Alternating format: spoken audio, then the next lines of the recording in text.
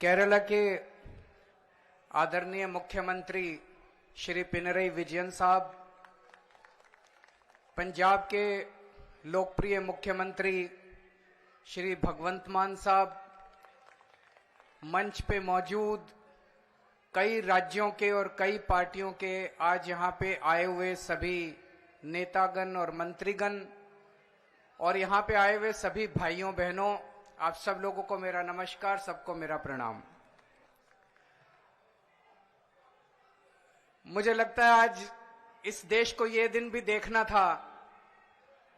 ये जंतर मंतर वो जगह है जहां पे इस देश की प्रजा सरकारों के एक्सप्लॉयटेशन से तंग आके यहां पे धरने प्रदर्शन करने आती है।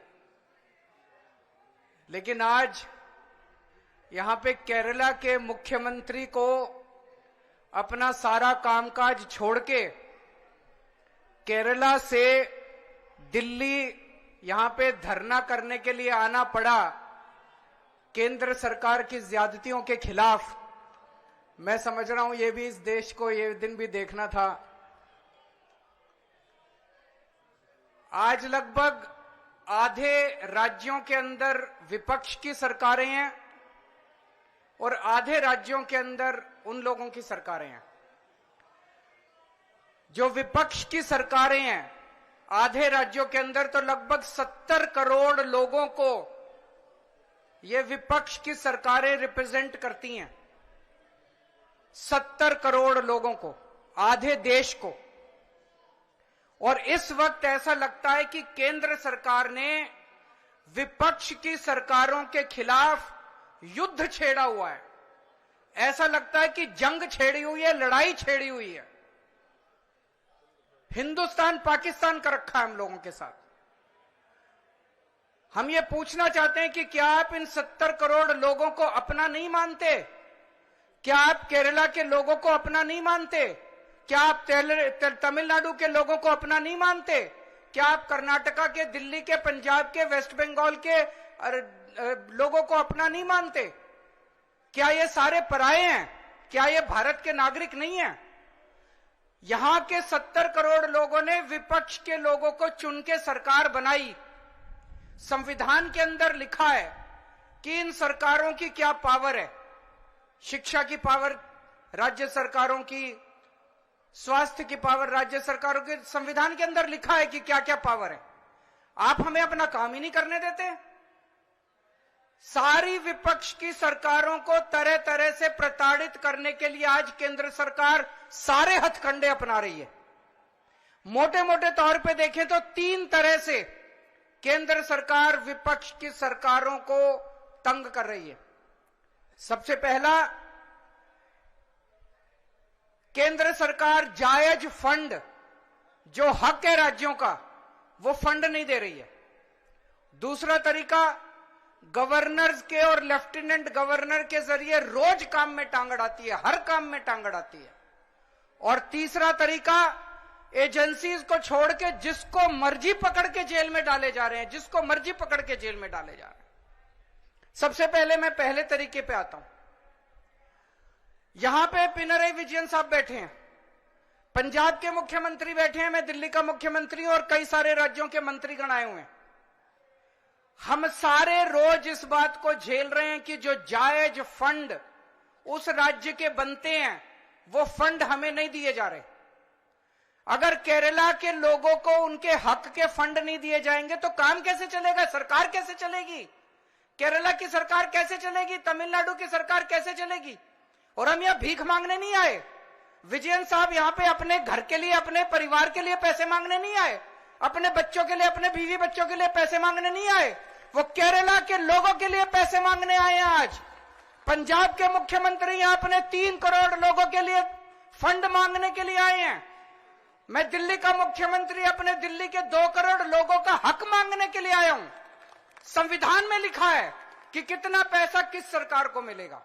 ये वाला टैक्स आएगा, मैं इनकम टैक्स में था, ये थोड़ा सा ज्यादा जानता हूं इसको, तो कितना फंड कौन सी सरकार कितना फंड इस्तेमाल करेगी, कैसे इस्तेमाल करेगी, फाइनेंस कमीशन होगा, फाइनेंस कमीशन तय करेगा, ये पैसा केंद्र के पास जाएगा, ये पैसा राज्य सरकार। अरे जो हमारा हक है, हमारा नहीं, लोगों का हक है, केरला के लोगों का हक है, तमिलनाडु के लोगों का हक है, वेस्ट बंगाल के, पंजाब के, दिल्ली के लोगों का हक है, वो हक आप कैसे छीन सकते हैं लोगों का?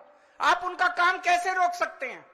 अगर आप अब हमारे लोगों के पैसे नहीं देंगे तो हम सड़कें कैसे बनाएंगे, बिजली कैसे देंगे, लोगों का विकास कैसे करेंगे? मैं भी एक दो बैनर देख रहा था, उसमें लिखा था कि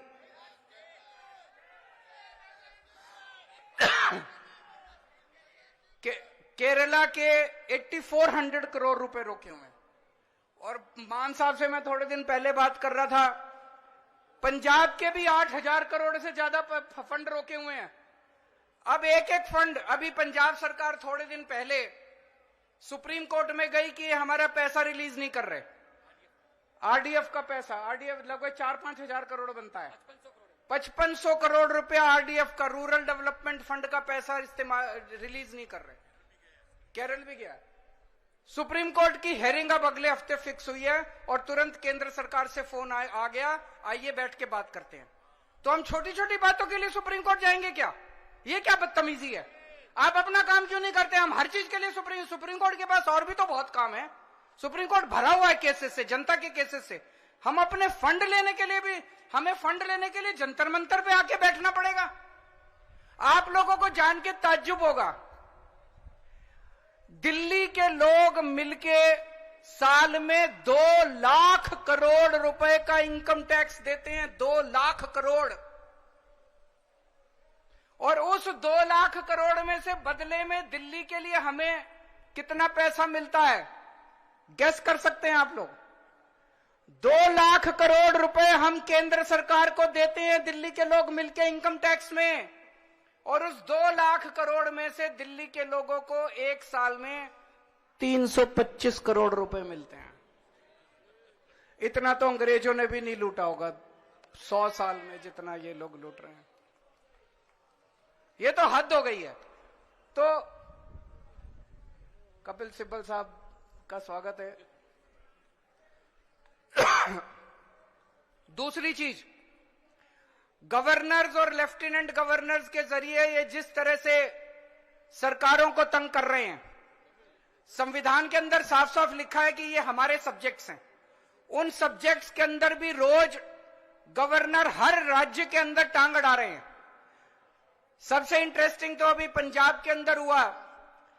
पिछले साल पंजाब सरकार ने बजट सेशन, अपनी असेंबली का बजट सेशन कॉल करने के लिए गवर्नर के पास फाइल भेजी। गवर्नर ने बजट सेशन करने की परमिशन नहीं दी। सोचिए, एक चुनी हुई सरकार, फुल स्टेट, उसका मुख्यमंत्री, उसकी कैबिनेट प्रस्ताव पारित करके कहती है कि हम फलानी तारीख से बजट सेशन बुलाएंगे और उसमें राज्य का अगले साल का बजट पास करेंगे। गवर्नर ने बजट सेशन की भी परमिशन नहीं दी। अल्टीमेटली सुप्रीम कोर्ट जाना पड़ा। सुप्रीम कोर्ट ने गवर्नर को खूब लताड़ा। लेकिन प्रॉब्लम यह है कि इनको लताड़ का, गाली गलौज का, इनको सुप्रीम कोर्ट रोज लताड़ता है इन लोगों को, इनको कोई फर्क ही नहीं पड़ता। तो इस तरह से दिल्ली के अंदर तो आप सब लोग देख ही रहे हैं कि हर काम के अंदर किस तरह से लेफ्टिनेंट गवर्नर हर काम के अंदर, छोटे से छोटे काम के अंदर टांग अड़ा रहे हैं। और तीसरा तरीका है ईडी। यह अब इनका एक नया हथियार आ गया, ईडी।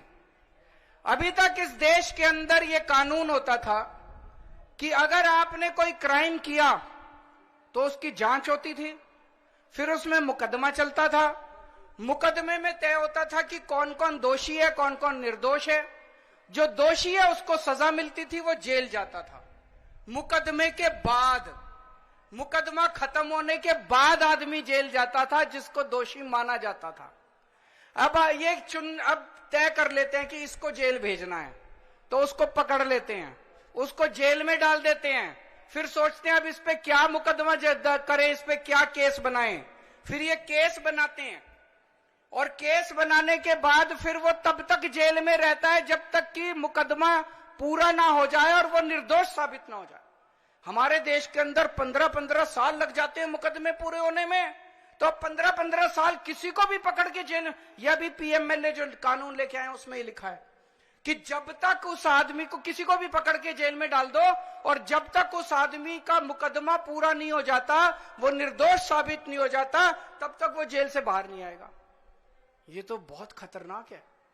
अभी हेमंत सोरेन साहब को इन्होंने जेल में डाल दिया, अभी तक उनके ऊपर कुछ भी साबित नहीं हुआ है, अभी उनके ऊपर मुकदमा नहीं चला है, अभी मुकदमा शुरू भी नहीं हुआ है, अभी जांच चल रही है। लेकिन अगर मुकदमे को 15 साल लगे तो हेमंत सोरेन साहब 15 साल जेल में रहेंगे।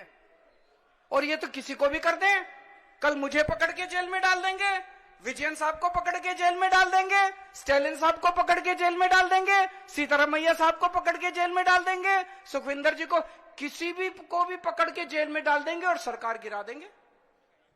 हेमंत सोरेन साहब को जेल में डाला, उसके बाद 48 घंटे तक ये लोग तोड़ने की कोशिश करते रहे, जेएमएम को तोड़ देते हैं। ये तो भगवान का भला और जेएमएम वालों का महान है, जेएमएम वाले जो टूटे नहीं इनके सामने।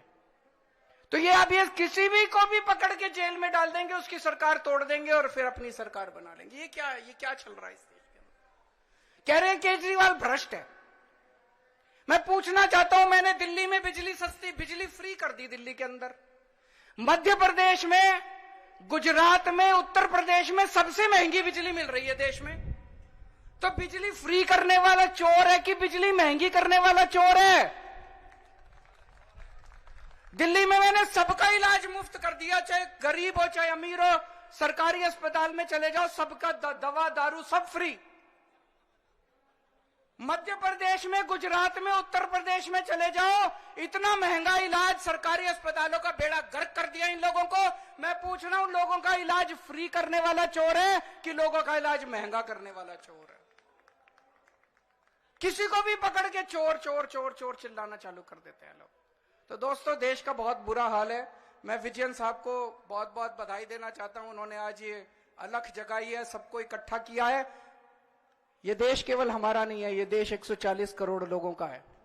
और आज मैं बीजेपी वालों को कहना भी चाहता हूं, समय का चक्र घूमता है, समय बड़ा बलवान है, अहंकार मत करो। भगवान ना करे कल समय का चक्र जब घूमेगा और तुम इधर होगे और हम उधर होंगे, कहीं ऐसा ना हो कि यही कानून तुमको खाने के लिए दौड़े उसके बाद। जय हिंद।